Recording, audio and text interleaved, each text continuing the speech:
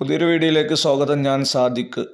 വാട്സപ്പിൽ പുതുതായി വന്ന 3 അപ്ഡേഷനുകളാണ് ഈ വീഡിയോയിൽ പറയുന്നത്. യൂട്യൂബിലും മറ്റും നാം കമൻറ്റുകൾ പിൻ ചെയ്തു വെക്കുന്നത് പോലെ നാം അയച്ച ഇമ്പോർട്ടൻ്റ് മെസ്സേജ് നമുക്ക് പിൻ ചെയ്തു വെക്കാം. നിലവിൽ ഒരു ഗ്രൂപ്പിൽ അല്ലെങ്കിൽ ഒരു കോണ്ടാക്റ്റിൽ ഒരു മെസ്സേജ് മാത്രമേ നമുക്ക് പിൻ ചെയ്തു വെക്കാൻ സാധിക്കുകയുള്ളൂ.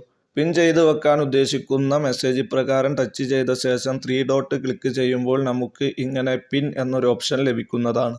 അത് ടച്ച് ചെയ്താൽ നമുക്കവിടെ 3 ഓപ്ഷനുകൾ കാണാം.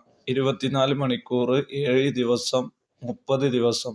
എത്രയാണോ നാം ആ മെസ്സേജ് പിൻ ചെയ്ത് വെക്കേണ്ടത് അത് ഇവിടെ നിന്ന് സെലക്ട് ചെയ്ത ശേഷം പിൻ എന്ന ഭാഗം ടച്ച് ചെയ്യുക.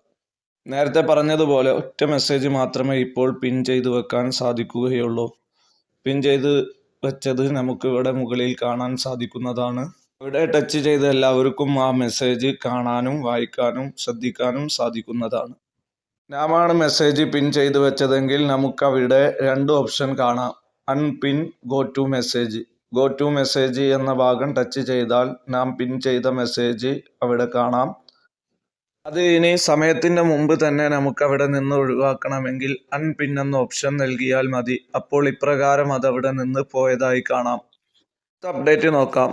നാം വെരിഫൈ ചെയ്യാൻ വേണ്ടി OTP ലഭിക്കാൻ നമ്മുടെ മൊബൈൽ നമ്പറായിരുന്നു നൽകിയിരുന്നത്. എന്നാൽ ഇനി മുതൽ ഇമെയിൽ ID കൂടെ നൽകി വെരിഫൈ ചെയ്യാൻ സാധിക്കുന്നതാണ്. ഇത് ലഭിക്കാൻ സെറ്റിംഗ്സിൽ അക്കൗണ്ട് എന്നത് ടച്ച് ചെയ്ത് താഴെ ഇമെയിൽ അഡ്രസ്സ് എന്ന ഭാഗം ടച്ച് ചെയ്ത് അതിൽ നമ്മുടെ ഇമെയിൽ ID നൽകുക. വെരിഫൈ ചെയ്യാൻ ഏത് ഇമെയിലിലേക്കാണോ നമുക്ക് OTP വരേണ്ടത് ആ ഇമെയിൽ ID അവിടെ കൊടുത്ത ശേഷം താഴെയുള്ള നെക്സ്റ്റ് എന്ന ഭാഗം ടച്ച് ചെയ്യുമ്പോൾ നാം നൽകിയ ഇമെയിലിലേക്ക് ഒരു OTP വരുന്നതാണ്. അത് അവിടെ നിന്ന് മനസ്സിലാക്കി ഇവിടെ എൻ്റർ ചെയ്യുക. ശേഷം താഴെ വെരിഫൈ എന്ന ഭാഗം ടച്ച് ചെയ്താൽ നമ്മുടെ ഇമെയിൽ വെരിഫൈഡ് എന്ന് കാണിക്കുന്നതാണ്.